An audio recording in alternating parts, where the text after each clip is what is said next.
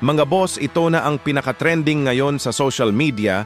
Pagdating sa usaping salpukan, alright, isang napakainit po ang nangyaring face-off kanina nila, Chris Eubank Jr. kung saan mga boss sinampal at wasak ang itlog sa muka ni Conor Benn. Talagang galit na galit dito si Conor Benn sa ginawang pagsampal sa kanya ng itlog sa kanyang muka. Pero agad po yan inawat ng magkabilang kampo at security para hindi tuluyang magkabanatan ang dalawa. At dahil sa nangyaring pagsampal ng itlog mga boss, nagbanta itong si Conor Benn na iligpit niya itong si Chris Eubank Jr. sa darating nilang salpukan sa buwan ng Abril May Malinis. Itong 23 wins, 14 knockouts, walang talo.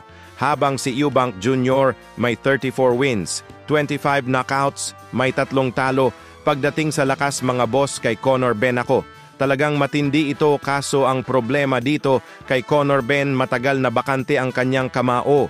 Galing ito sa suspende dahil sa ipinagbabawal na dahon. Samantala matapos po nating maibalita na mayroon ng legal na promotion si former 3-division world champion John Riel Cuadro, alas Casimero at yon nga mga boss. Nagsalita na mismo si Cuadro alas kung saan kanyang kinumperma ang kanyang boxing event guys, so kita-kita dyan at may pakbaka dyan sa Montalban na magaganap ngayong April 26 sa Rizal, Montalban. Kaya isa tayo sa susuporta sa event na yan at ating alamin kung sino-sino ba ang mga nagmamanage o nasa likod ng Cuadro Alas Promotions. Alright guys, uwi tayo na Maynila.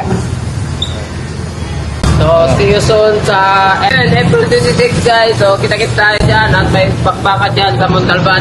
So maraming salamat sa suporta kay Mayor. Ayan. Sige.